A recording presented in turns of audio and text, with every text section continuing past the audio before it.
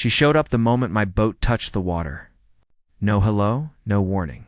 She just marched down the dock like she owned the whole lake and yelled, "That boat is too big. You can't park that here." I was still untying the rope when she blew her whistle. Yes, a real whistle, like she was calling a football timeout.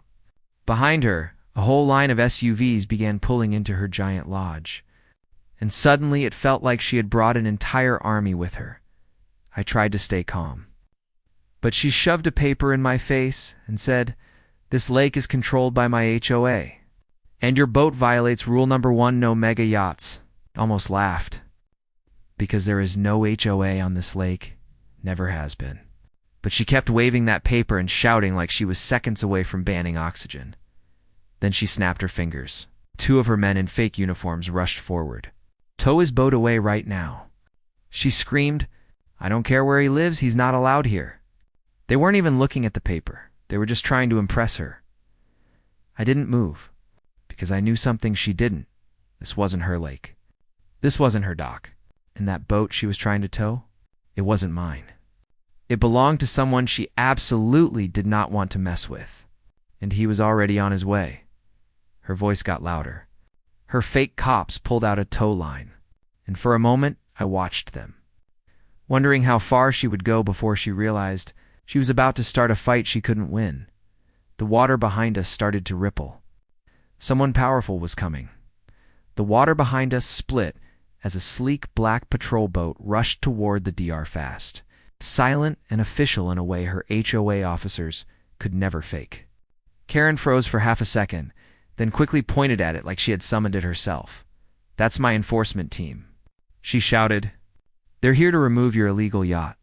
But the boat didn't even glance at her. It headed straight toward the yacht, then slowed almost respectfully. The officer on board lifted his hand to me and said, "Sir, we're here for the VIP inspection." The owner just called. Karen's face dropped. "VIP?" she whispered, her whistle slipping from her hand. Her 2 fake cops stopped pulling the tow line, looking confused. They had no clue what they had just stepped into. I stepped back on the dock and said, "Karen, this isn't a regular boat, and you have absolutely no idea who you're trying to tow." She scoffed. "I don't care if the president owns it. I run this lake, and anyone who violates my rules," she didn't finish. Suddenly, the yacht's upper deck door opened, and a tall man stepped out. He didn't shout. He didn't rush. He just stood there with a calm authority that made even the waves go quiet. Karen blinked fast. Who is that?" I didn't answer. I let her panic build, because she should panic.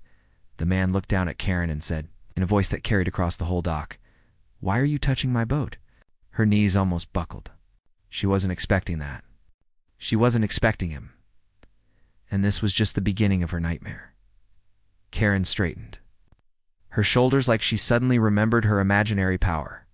She pointed at the man on the yacht and said, "You can't dock here. Your boat is too big and I run this lake.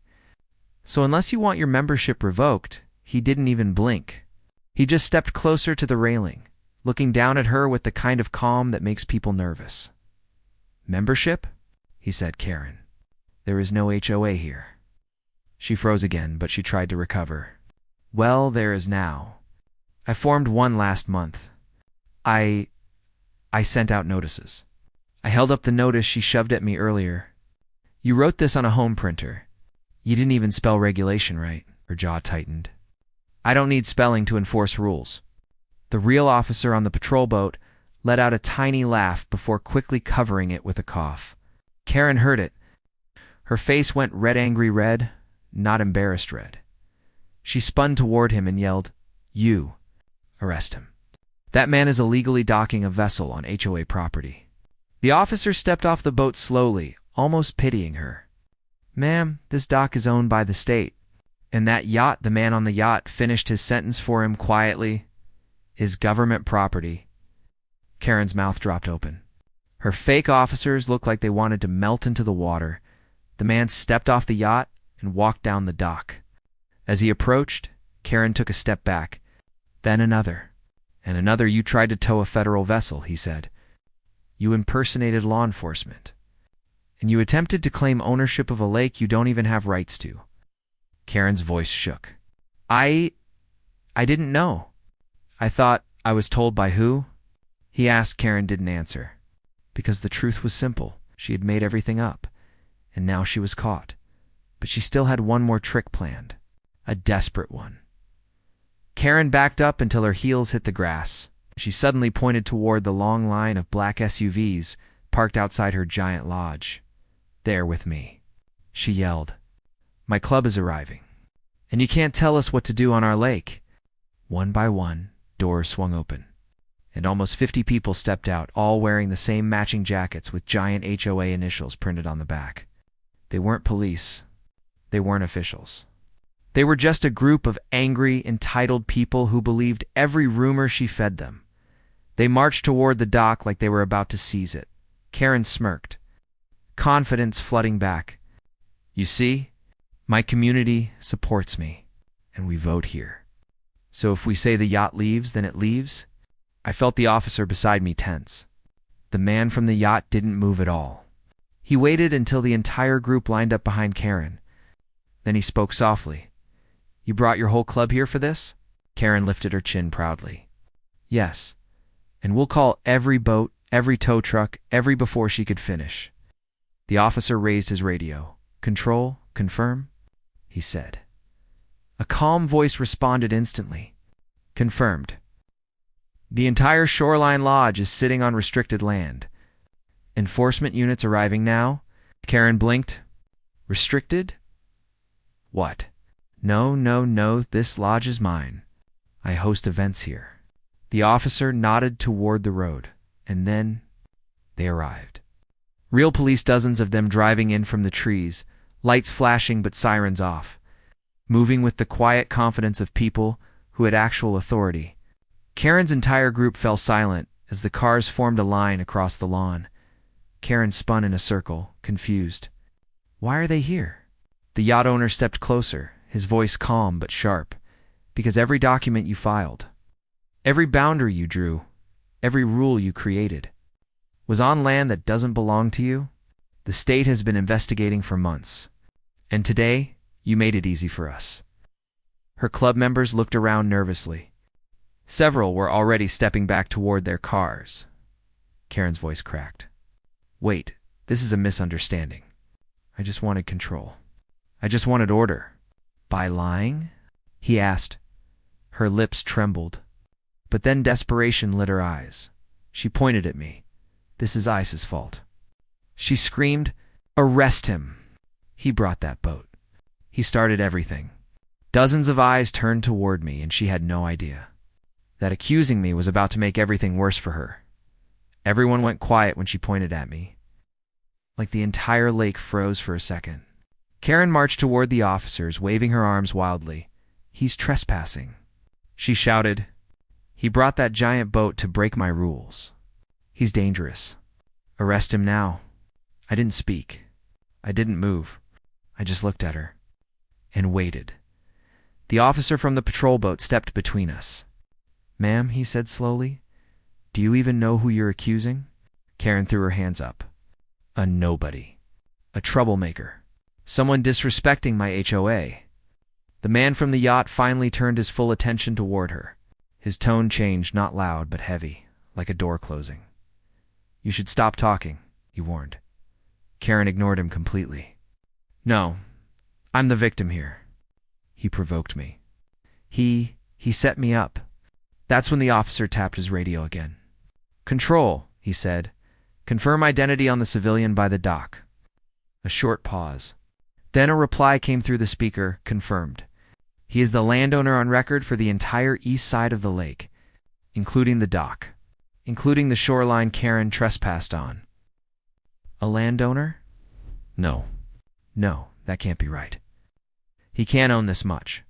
But the officer wasn't done, and he's also the one who filed the original report against your fake HOA 2 months ago. Her eyes snapped toward me in disbelief. You reported me.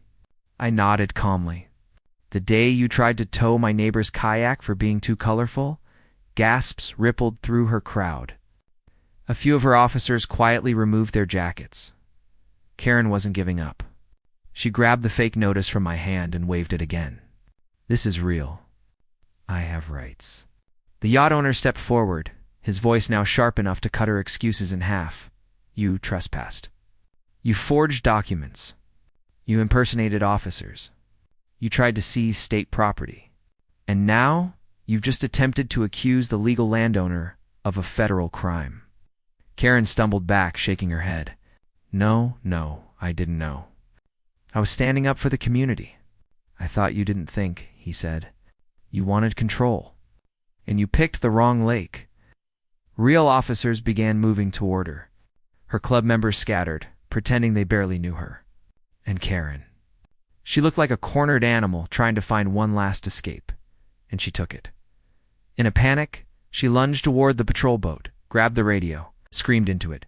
HOA emergency. I need backup. All units respond. She didn't realize the radio wasn't connected to her people. It was connected to the actual state network. And her final mistake was the loudest one yet. Karen's scream echoed across the lake as she clutched that radio, like it was the only thing keeping her alive. HOA emergency. Send backup. Now. Static answered her. Then a calm voice replied, Ma'am, you're using a state channel. Step away from the equipment. Every officer on the lawn moved at once, Karen snapped. She tried to run first, toward her lodge, then toward the water, then back toward her SUVs, but everywhere she turned, real authority closed in. Her club members ran for their cars like rats fleeing a sinking ship. Some even peeled off their jackets and tossed them into the grass. Karen didn't stop screaming. You can't do this to me. This is my lake. I built this community. I make the rules. You hear me? I make the rules. But her voice cracked when she realized no one was standing behind her anymore. Not a single member, not a single fake officer. Even her closest supporter. Climbed into an SUV and sped away without looking back.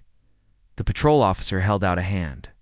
Ma'am, stop resisting, Karen spun, pointing straight at me again. Her last wild excuse? He tricked me. He planned this. He turned everyone against me. The yacht owner stepped beside me, calm as ever. No, he said. You did that yourself. Karen lunged toward the dock like she'd throw herself into the water rather than face consequences, but two officers gently caught her arms and guided her back. Handcuffs clicked.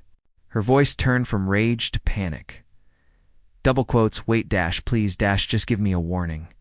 I didn't mean it. I just wanted people to listen to me. The officer shook his head. People listen when you earn respect, not when you steal it. They walked her toward the patrol cars. Her whistle lay on the ground, cracked in half. Silence settled over the lake. The yacht owner looked out over the calm water and nodded toward my dock. You handled that well, he said. I shrugged.